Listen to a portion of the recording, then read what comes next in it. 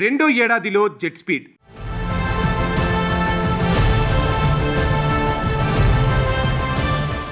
ఏడాది పాలన పూర్తి చేసుకున్న సీఎం రేవంత్ రెడ్డి ఇక నుంచి ప్రతి అంశంపై పట్టు సాధించే యోచనలో ఉన్నారు. అటు అధికారులు, ఇటు కేబినెట్ సహచరుల పనితీరు మీద ఇప్పటికే ఇంటెలిజెన్స్ రిపోర్టు తెప్పించుకున్న సీఎం మార్పులు చేర్పులు చేయాలని భావిస్తున్నారట. తన దూకుడుకు తగ్గట్లుగా పనిచేయని అధికారుల తీరుపై ఇప్పటికే అసంతృప్తి వ్యక్తం చేశారట సీఎం. త్వరలోనే కొందరు ఉన్నత స్థాయి అధికారుల బదిలీలు కూడా ఉంటాయని అంటున్నారు. అంతేకాకుండా ఏడాది పాలనలో అమాత్యుల పనితీరు ఎలా ఉందని కూడా రేవంత్ ఆరా తీస్తున్నట్లు తెలుస్తోంది. పలువురు మంత్రుల పనితీరుపై ప్రజల్లో నెగిటివ్ టాక్ ఉందని సీఎం దృష్టికి వచ్చిందంటున్నారు. ఒకరిద్దరు మంత్రుల అవినీతి ఆరోపణల వ్యవహారం ముఖ్యమంత్రి దాకా చేరిందట. ఆయా శాఖల్లో మంత్రులు సాధించిన విజయాలు, ఫెయిల్యూర్స్పై ముఖ్యమంత్రి కార్యాలయం రిపోర్టు తయారు చేసిందని సచివాలయ వర్గాల్లో జోరుగా చర్చ సాగుతోంది. కొందరు మంత్రుల పనితీరుపై సీఎం రేవంత్ రెడ్డి తీవ్ర అసంతృప్తితో ఉన్నారని తెలుస్తోంది. పలువురు మినిస్టర్ల అవినీతి బాగోతంపై సీరియస్గా ఉన్న ముఖ్యమంత్రి మంత్రివర్గ విస్తరణలో వారి శాఖలను మార్చే అవకాశం ఉన్నట్లు తెలుస్తోంది. ప్రధానంగా 2-3 మంత్రులు పెద్ద ఎత్తున అవినీతికి పాల్పడుతున్నారని ఇంటెలిజెన్స్ అధికారులు సీఎంకు రిపోర్ట్ ఇచ్చారట.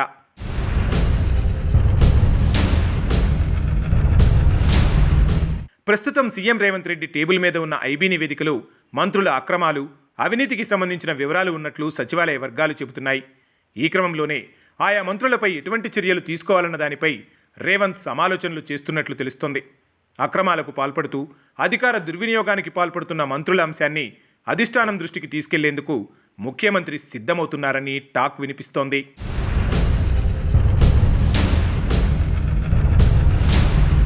త్వరలో మంత్రివర్గ విస్తరణ జరగనుంది. 6 బెర్తులను భర్తీ చేయబోతున్నారు. అదే సమయంలో పనితీరు సరిగా లేని మంత్రుల శాఖలను మార్చే అవకాశం స్పష్టంగా ఉందంటున్నారు. కొందరినైతే తప్పించే అవకాశాలు కూడా లేకపోలేదన్న చర్చ జోరందుకుంది. దీంతో ఏ మంత్రి శాఖ మారబోతుంది, కరప్షన్స్ అలిగేషన్స్ ఎదుర్కొంటున్న అమాత్యులు ఎవరనే దానిపై సెక్రటేరియట్లో ఆసక్తికర చర్చ సాగుతోంది. కొందరు మంత్రుల మీద వచ్చిన నెగిటివ్ ఫీడ్బ్యాక్ను అధిష్టాన దృష్టికి తీసుకెళ్లబోతున్నారట సీఎం రేవంత్. డిసెంబర్ 9తో ప్రజా విజయోత్సవాలు ముగుస్తాయి. ఆ తర్వాత సెక్రటేరియట్లో పూర్తిస్థాయి ప్రక్షాళనకు సిద్ధమవుతున్నారట సీఎం. అధికార యంత్రాంగాన్ని తన గ్రిప్లోకి తెచ్చుకుని పాలనను పరుగులు పెట్టించాలని ఫిక్స్ అయ్యారట. అందులో భాగంగా మంత్రుల పనితీరు, వాళ్ల మీద వస్తున్న ఆరోపణలపై ఓ కన్నేసి పెట్టారని అంటున్నారు. అయితే పబ్లిక్ నుంచి నెగిటివ్ ఫీడ్బ్యాక్ వచ్చిన మంత్రులు, కరప్షన్ అలిగేషన్స్ ఉన్న మినిస్టర్ల విషయంలో ఎలాంటి స్టెప్ తీసుకోవాలనే దానిపై సన్నిహితులతో చర్చిస్తున్నారట సీఎం.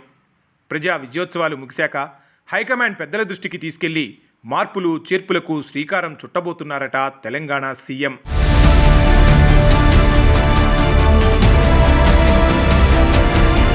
ఇక ఏడాది పాలనపై జనం ఏమనుకుంటున్నారని జిల్లాల వారీగా ఇంటెలిజెన్స్ వర్గాలతో రిపోర్టు తెప్పించుకుంటున్నారట.